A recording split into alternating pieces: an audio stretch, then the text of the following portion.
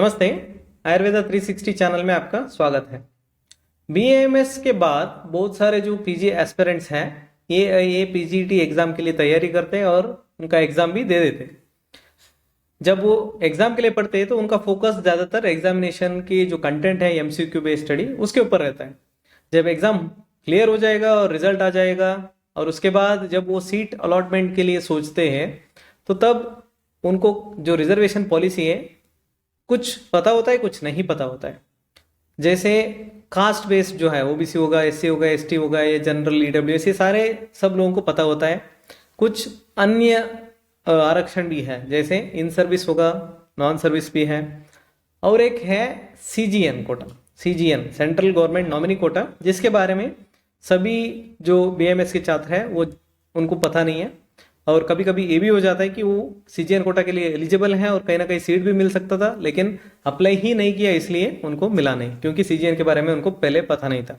तो इस वीडियो में हम डिटेल में देखने वाले हैं सीजीएन कोटा क्या होता है, कौन इसके लिए एलिजिबल है, कैसे अप्लाई करना होता है, सीट सिलेक्शन कैसे किया जाता है और स्टाइपेंड मिलता है नहीं मिलता है। ये सारे चीज़ हम एक ही वीडियो में देखने वाले हैं। ज़रूर इसको आप अंत तक देखिए।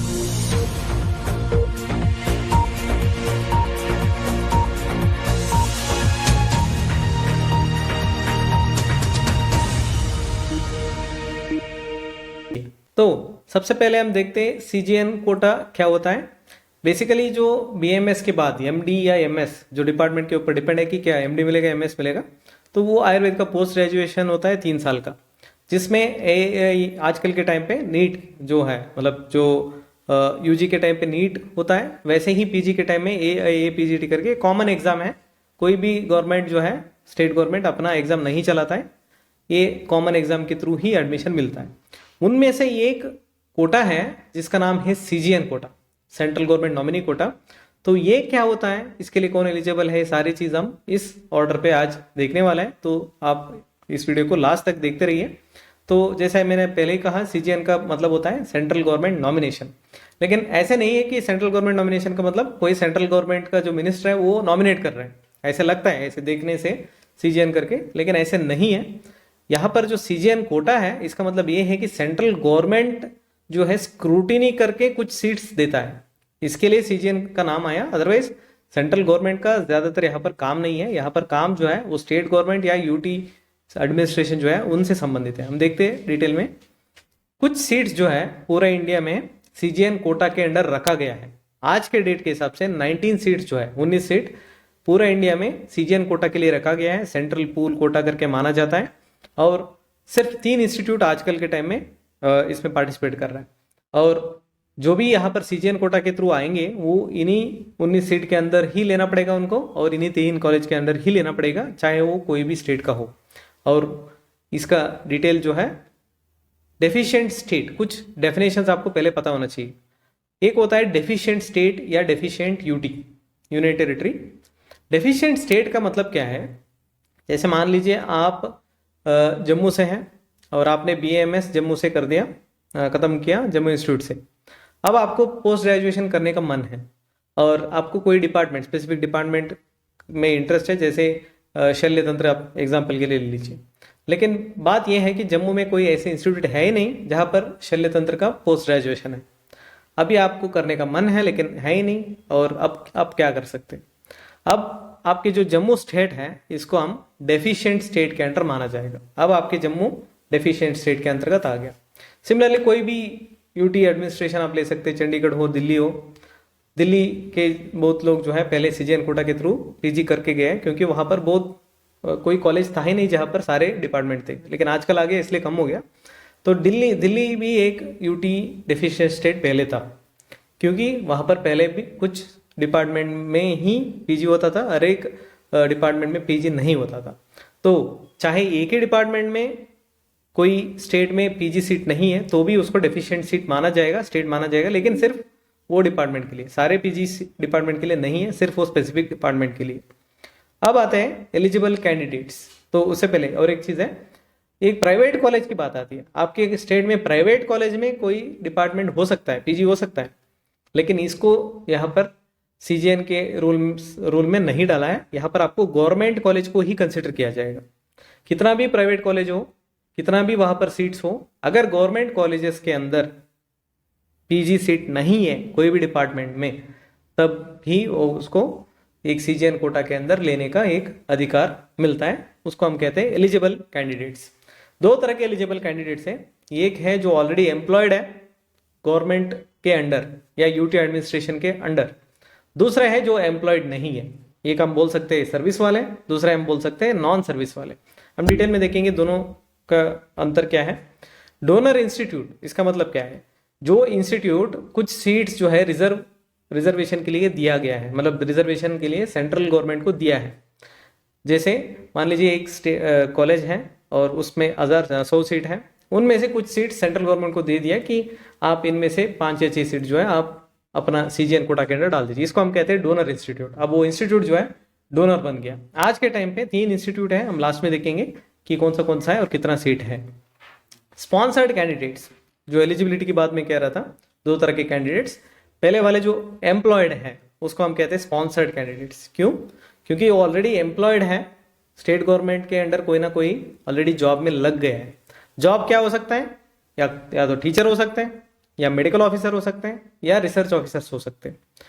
लेकिन पीजी नहीं हुआ है, बीएमएस के बाद कोई प्रक्रिया के थ्रू उनको जॉब मिल गया है, या तो एंट्रेंस एग्जाम के हिसाब से, इंटरव्यू के हिसाब से, कोई भी वैकेंसी में रिक्रूटमेंट हो चुका है। लेकिन अभी उनको एमडी करने का मन है, लेकिन एमडी नहीं कर सकते क्योंकि जॉब में है। लेकिन एक मौका उनको मिल जाएगा इन सर्विस के थ्रू आने के लिए। इन सर्विस के थ्रू आने के लिए वो इन सर्विस कोटा अलग भी है, लेकिन सेंट्रल गवर्नमेंट नॉमिनेशन के थ्रू भी आ सकते हैं, सेंट्रल गवर्नमेंट नॉमिनी के थ्रू।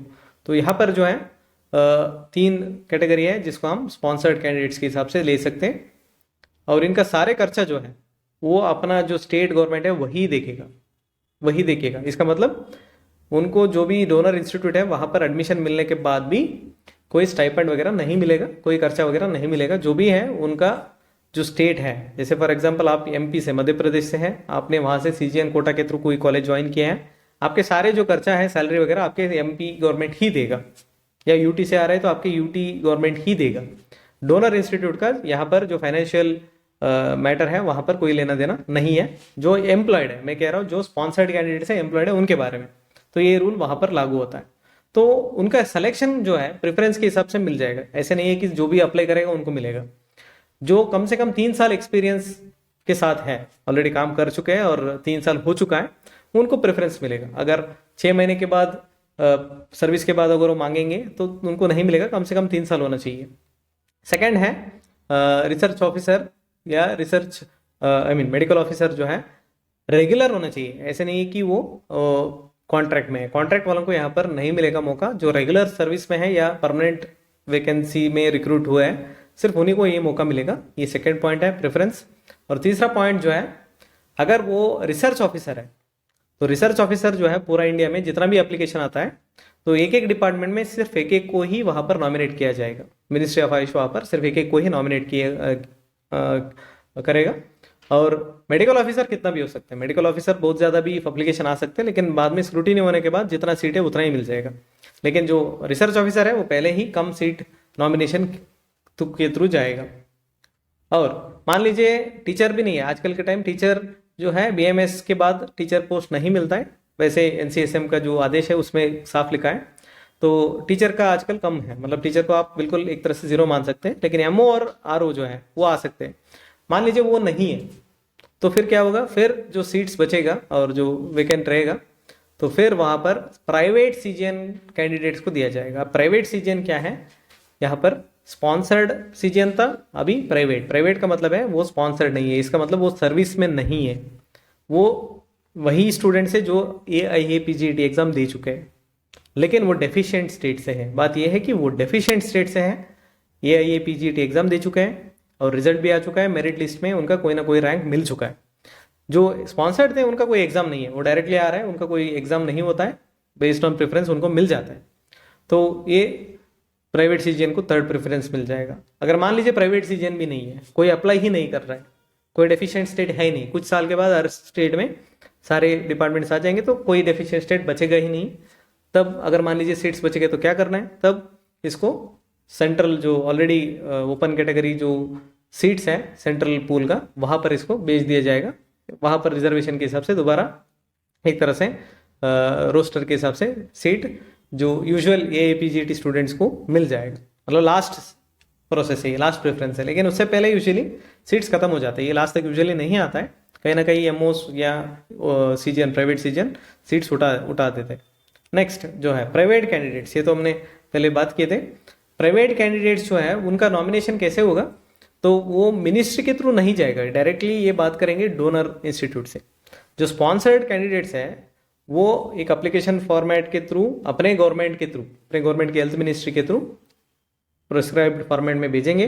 आयुष मिनिस्ट्री को जाएगा, आयुष मिनिस्ट्री उसका स्क्रूटिनी करेगा, स्क्रूटिनी करने के बाद वो डोनर इंस्टीट्यूट को भेजेगा कि इनमें से आप किसी को मतलब काउंसलिंग के हिसाब से ले लीजिए। तो काउंसलिंग उनका ऑफलाइन होता है। जो प्राइवेट कैंडिडेट्स हैं उनके लिए मिनिस्ट्री ऑफ आयुष जो है इतना वहाँ पर मध्यस्थ नहीं रहेगा। वहाँ पर जो है private candidates directly donor institute को रजिस्टर करेगा कि मुझे प्राइवेट सीजन में अगर सीट बच जाता है सीजन कोटा में, तो मुझे प्राइवेट सीजन में मेरे रैंक के हिसाब से आप दे दीजिए। इस तरह से एक रजिस्ट्रेशन फॉर्म में वो डाल देते हैं, और हर एक संस्थान जो डोनर इंस्टीट्यूट है वो अपना अपना मेरिट लिस्ट बनाएगा। अगर सीट्स बच जाता है एम्प्लॉयज़ को देने के बाद, तब वो मेरिट लिस्ट बनाएगा अलग से, सीजीएन कैंडिडेट प्राइवेट और ऑनलाइन काउंसलिंग के थ्रू। इनको कोई कहीं जाने की जरूरत नहीं है, ऑनलाइन काउंसलिंग के थ्रू ही उनको सीट्स मिल जाएगा। लेकिन एम्प्लॉय जो है स्पॉन्सर्ड, उनको ऑफलाइन काउंसलिंग के थ्रू लिया जाएगा। तो ये प्राइवेट कैंडिडेट्स का प्रोसीजर है। तो ये तो मैंने आपको पहले कह दिया। तो ये डोनर इंस्टीट्यूट्स को, डोनर इंस्टीट्यूट्स की जो वेबसाइट है उनका नोटिफिकेशन है, उस पर नज़र डालना चाहिए। जो प्राइवेट सीजन है जिसके लिए ये वीडियो डिटेल में बना रहा है, तो उनको वो जो private institute, I mean government institute जहाँ पर डोनर है, जो एक डोनर है, उनका वेबसाइट बार बार देखते रहना चाहिए कि कब रजिस्ट्रेशन अब ओपन है और कब तक अप्लाई कर सकते हैं। वो सारी चीज़ उनको नज़र रखते हुए डालना चाहिए। नेक्स्ट, स्टेट या यूटी गवर्नमेंट जो है, ऐसे नहीं है कि जो भी अपने बंदे हैं उनको दे सकते हैं, ऐसे नहीं है। उनको एक सर्टिफिकेट भी देना जरूरी है कि हमारे स्टेट में इस डिपार्टमेंट में कहीं भी गवर्नमेंट कॉलेज में सीट अवेलेबल नहीं है, मतलब है ही नहीं, इसलिए इनको सीजीएन के अंडर आप ले सकते करके एक लेटर देना जरूरी है। तो ये तो स्पॉन्सर्ड कैंडिडेट्स डायरेक्टली मिनिस्ट्री को भेजेंगे, मिनिस्ट्री फिर स्क्रूटिनी करके आगे डोनर इंस्टीट्यूट को भेजेगा।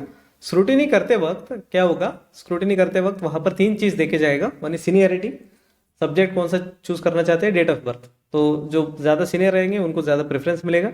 और हर एक ही डेफिशिएंट स्टेट से सारे सीट्स नहीं जाएगा, वो भी स्टेट वाइज उनको देखा जाएगा। तो मिनिस्ट्री डिसाइड करेगा कि किस तरह से प्रेफरेंस, क्योंकि एम्प्लॉयज़ का एग्जाम हुआ ही नहीं है तो उनका मेरिट लिस्ट बनेगा नहीं। तो वहाँ पर मिनिस्ट्री ऑफ आयुष कुछ इस तरह के क्राइटेरिया बनाते हुए अपना अपना जो हर साल का लिस्ट है वो फॉरवर्ड करेगा। फिर हर एक इंस्टीट्यूट अपने लेवल पे ये काउंसलिंग ऑफलाइन कराएगा। ये स्पॉन्सर्ड की बात है।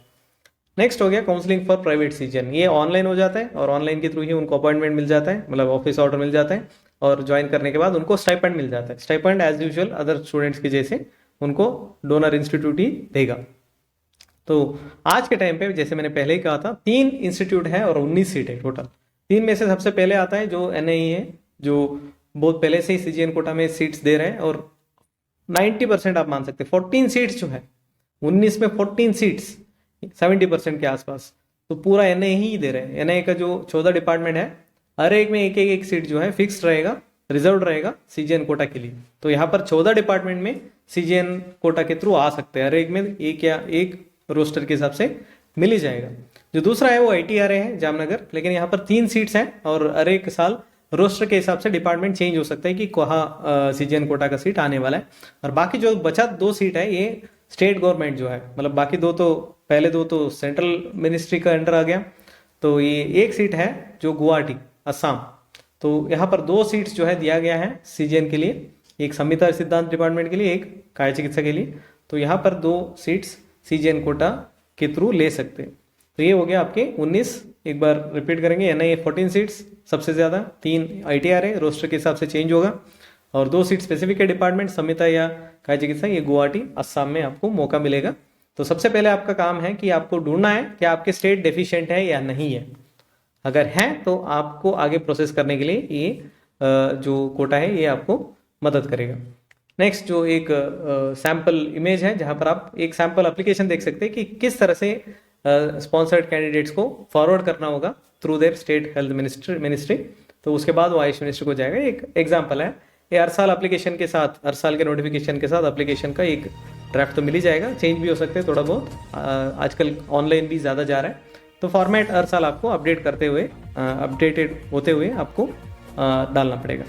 तो ये आज का वीडियो था जो सीजीएन कोटा के बारे में संपूर्ण एक तरह से एलिजिबिलिटी से लेके कैसे सीट मिलता है, स्टाइपेंड के बारे में, सैलरी के बारे में सब हमने डिस्कस कर चुके हैं। तो अभी आपका काम है, आप पहले ढूंढिए डेफिशिएंट स्टेट है या डेफिशिएंट ड्यूटी में आप आते हैं, अगर है तो कौन सा डिपार्टमेंट है डेफिशिएंट है, तो एआईए पीजीटी के बाद आप ज़रूर ये 3 इंस्टीट्यूट में अगर आपका मन है तो सीजीएन कोटा के लिए रजिस्ट्रेशन कर सकते हैं। अगर सीट्स अगर ज़्यादा लोग नहीं डाल रहे हैं तो आपका चांस हो भी सकता है। आज के दिन में 5000 रैंक तक भी इस साल मतलब 2021-22 में अभी जो 3rd काउंसलिंग हुआ था उसमें 5000 तक मिला है, 5000 रैंक तक एक नेशनल इंस्टीट्यूट में एक सीट मिला है, तो ये जिस सीजीएन कोटा के थ्रू मिला है, अदरवाइज नहीं मिलता है। तो ये एक कोटा सबको जानना ज़रूरी है ताकि एलिजिबल कैंडिडेट्स आगे इस तरह की जो अच्छे कॉलेजेस हैं वहाँ पर आ सकते हैं। तो ये आज का वीडियो था। अगर आपको ये कंटेंट पसंद आया तो ज़रूर हमें लाइक कीजिए, शेयर और सब्सक्राइब कीजिए, ज़रूर नोटिफिकेशन बेल दबाइए क्योंकि जब भी वीडियो अपलोड होगा तुरंत आपको नोटिफिकेशन मिल जाएगा। और अन्य प्लेलिस्ट को भी अगर आपकी जो रिक्वायरमेंट है उस हिसाब से आप शेयर भी कीजिए और देख भी लीजिए।